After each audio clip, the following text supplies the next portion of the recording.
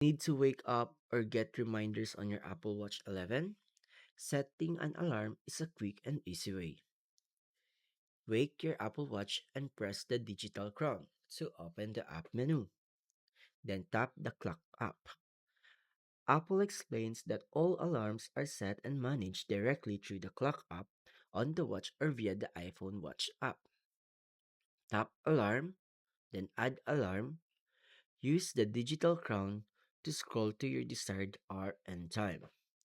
Choose AM or PM if using 12-hour format. Tap set to save the alarm. Apple recommends naming alarms if you want to distinguish multiple alarms throughout the day. You can also toggle options like repeat, select days of the week, or snooze, turn on or off. And label, give the alarm a custom name. Apple notes that these options help you manage recurring alarms and reminders efficiently. Once set, the alarm will vibrate and or play sound at the chosen time. You can view, edit, or delete alarms anytime in the clock app or watch app. This is the official way to set an alarm on an Apple Watch 11.